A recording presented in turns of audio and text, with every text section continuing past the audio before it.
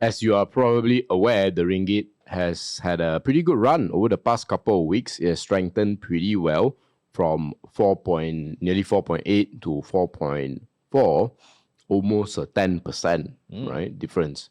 So, Jonathan, we have a report card in front of us here, and if you recall, if you rewind the time back 1 year ago, pretty negative.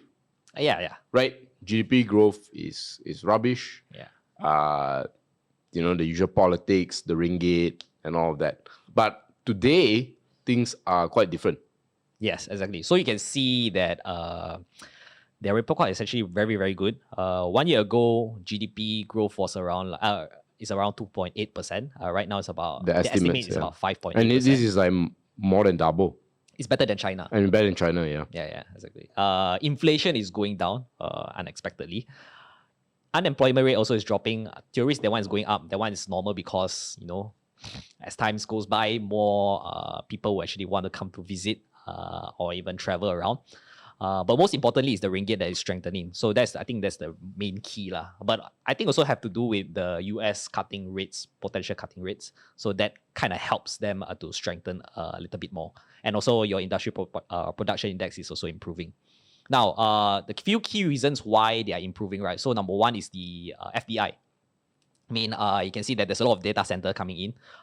There's a lot of these big semiconductor MNCs are also buying up factories or even plantations over here. So basically, they are trying to set foot in Malaysia because obviously we got the cheap water, we got cheap electricity, land also, and our talents also is pretty much okay. Not too bad. Okay, yeah, not too bad. So you can see that the majority of the money is actually coming to E&E products. Mainly in the north, right? Yes, exactly. And this can actually create a lot of job opportunities in Malaysia, which means lesser unemployment rate, which is very good. But to be fair, it will be job opportunities for people with certain skill sets, right? Yes, exactly. Yeah. So that's why if you're smart enough, you go to that particular sector. Yeah, I mean, I can't remember which company it was, but they're saying with their hundreds of millions invested, they can create 4,000 jobs. Oh. Okay, no, I mean, it's not bad, but it's just 4,000, right? Yeah. But there's a limitation, and it's not going to benefit everybody equally. But it's the fact, right? It's best to have unequal growth than no growth. Yes, exactly. And not to mention, they also did some of these targeted subsidy, which is actually pretty tough decision because you are actually kind of affecting the right yards cost of living. Yeah. So your electricity, chicken, even sugar, and now also diesel also, potentially RON 95 also. But before RON 95, they actually managed to save about 10 billion in a year.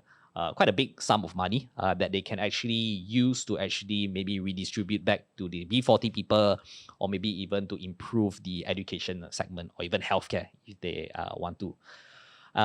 Just now I mentioned that there's another potential savings. So number one is RON 95. If let's say they hike it up by 30 cents, it can actually save them about 3 to 4 billion a year. Quite a big amount. And also sugar. If let's say they decide to just float sugar, it can actually help them save about 300 to 400 million a year. So how this actually affects the ringgit, or at least could affect, is the more they control the fiscal spending, the more confidence it gives to foreigners. Yes. And hopefully the ringgit will rise. Yeah. Because the demand for ringgit goes up a bit more. Right now also we are seeing a lot of foreign investors are buying our bonds also. So that kind of shows that we are in a good state. So all in, actually they may save about 14.3 billion. And this 14.3 billion can do a lot of things, which they did. Number one is giving back to the people. You can see that there's a lot of like scheme jaminan credit, sekolah daif, klinik kesihatan, all these stuff that they actually managed to do. And also, they have been using some of this fund to actually invest to improve our semiconductor industry, to actually bring up, hopefully to bring up our value chain. And they are going to spend about 25 billion in fiscal support to these few sectors. So pretty good. And maybe you can actually look at some of these sectors and put it into your watch list, because who knows, maybe there will be more investors who will be more confident in this particular few industries. Okay, so this is the big picture that it shared. So they got show that they have managed to get a few big MNCs. So your Tesla, your Vitrox, your Lam, basically all of them are inside Well, in Malaysia. Tesla less now because they're not building the factory. Yeah, exactly. And then they also won the government-linked investment fund to actually invest more in domestically. So they want them to actually invest another 150 billion ringgit. So it's 15% of EPF. Yeah, so right now it's like they invested about 400 over billion. On top of that, it's going to be 150. So it's quite a big sum. And they want them to actually invest in not only just semiconductor, but also like those NETR kind of like link sectors. So those are actually, you can put inside your watch list. But I will say what I said 6 months ago, I think, when this news came out. Why do you need the government to tell you to invest in semiconductors? It's a head scratch, you know. Yeah. Maybe it's too invested already. I don't know. If you just judge based on their valuations, right? Yeah, it kind of looks like, because the choice is really very limited. So in those few companies that is tight. Yeah. So yeah, and another thing that to note is they also want to address corruption under their national anti-corruption strategy for 2024 to 2028. So I think this will be an interesting thing to see how they are going to mitigate this issue, quite a big issue. Yeah. Yes, exactly. And then this is their medium to long-term goal. Number one is fiscal deficit of 3% or lower. I think they have been stressing this a lot, which is kind of good. A few more that is interesting. One is the top 25 on corruption perception index. They want to improve themselves to be less corrupted. And also the final one, which is very interesting, which is female labor force participation of up to 60%. Yeah. Huh. Yeah. I'm not sure how they're going to do that, but then they want more. I don't know what, do they want 60% of the workforce to be female? Is that what they're saying, or to increase? I think it's to labor force participation rate. To 40, that means out of 10 6. females, 6 should be working. Yeah. I don't know about that, but anyways. That one, I'm not sure. But I found that very, very interesting when I was reading about this one. But yeah, anyhow, basically we are on the right track. And, just to summarize everything, their plan is to encourage more FDI, save more via targeted subsidy, minimize tax leakage via e-invoicing. So that's a very key one. And also reduce corruption. And the outcome you can get from this is that GDP will go up. And then they also say naturally, when GDP go up, your tax amount that collected also will go up, unless there's leakage. That's why they have this e-invoicing to prevent this leakage. Ringgit strengthening further will actually increase our purchasing power. Overseas especially. Overseas. And hopefully, if all things are doing well, right, our GDP per capita will also go up. Means everybody's standard of living may potentially be improving. Yeah, I think we can only grow out of our problems. There's only a certain amount of space where we can cut expenses here, but we have to grow the income side of things. Okay, the another thing that is interesting, which is the ringgit. You can see there's a huge drop from 4.7 to now 4.45 or 4.41. Very interesting. And another interesting chart that I want to share is over here. There's a negative correlation between our KLCI index and also the ringgit depreciating. So if let's say the ringgit depreciate against the USD, right, our KLCI index will actually fall. And if let's say it appreciates, our KLCI will increase. I think that makes sense because more foreign investors will come in. That's why they'll pump in more liquidity. So who knows? Maybe Tang Tingbu's prediction that our KLCI will reach to 1.8K, maybe it's possible if let's say this continues, right? But we shall see. Okay, so I know some of you guys want to know what stocks to look at in terms of ringgit's appreciation. So these are the few sectors and companies. So the sectors that you can look at is your consumer, retail, automobile, and also maybe healthcare. So these are the few names that you can look out for. We're not going to dive through every single company, but if you want to know, just pause and have a look at these names. Okay. the takeaway over here, the ringgit strengthening is obviously good because it attracts more foreign investors. But the bad thing is that potentially our export revenue may decline because our things are getting more expensive. So the guys who imports our products may want to look for a cheaper alternative. And the last question that maybe you want to ask MJ is Malaysia on the right track?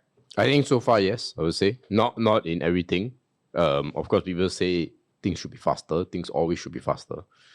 But they're saying the right thing. It sounds like they're doing the right thing.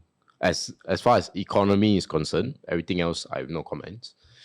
Yes. So the long ignored segment by the government of the semiconductors, now there's big focus, right? A few $100 billion that they want to invest. So that's fair. Because sometimes you think you need to do like 10 things to get it right. But if you just get this one thing right, a lot of things can follow, right? By investing heavily into semiconductors, you will increase the jobs, the right kind of jobs, right? You don't want to increase, random jobs just because you want to fill up job numbers. This is high value add, high paying, right? Share with us what was the stat that you shared in the chat group that day, the amount of pay that fresh grads are going to get. Oh, so fresh grads is going to get paid about 5 to 6K, but if you're masters, you get 7K to and above. Yeah, and I'm hearing if you are in the higher value add segment of this higher value add sector, fresh grads get paid up to almost 9,000 ringgit a month, right? That is a very livable wage in Malaysia already, even if you account for all the inflation changes. So by doing that, then guess what? You have a really powerful semiconductor segment in the country. It's going to attract foreign investors. And the ringgit would, at the very worst, stabilize or start to strengthen. Right? So just by focusing on the right thing, suddenly you get an added benefit of a stronger ringgit. Then you diversify into data centers, things like that. Sweeten the deal for foreigners, because we need foreigners to basically push the ringgit, to strengthen the ringgit, for us, right? So we have to give them confidence. They're the most important. So we have a burgeoning economy, plus sound fiscal spending, plus if they can control corruption. I mean, below 4 is not the wildest idea. And if they do it very, very well, it can strengthen even more. Yeah. And speaking of strengthening, our portfolio actually also strengthened a lot, which is about 59%. But right now, actually, I think it's lower a little bit because thanks to yen. But yeah, anyhow, but this is the track record so far that we have for Fire Pro, Catalyst, and Boring. And if you are interested to know more about this, our Fire Pro program is basically we do our write-ups for you guys in very, very simple explanations or even in a very short report that you can actually read in less than 15 minutes. Just a cup of coffee only to get to know about these companies' business prospects, catalysts, the risks, management team, and even their future catalysts. So if you are interested to find out more on this write-up, you can actually check out our free sample. This is where we actually write how we write our write-ups, and also there's a SIB program inside there, one of the lessons that we share, which is about mode. So if you are interested, you can actually click the link in the description and comments to get the free sample. And that's about it for today's video. We hope to see you in the next video. Ciao.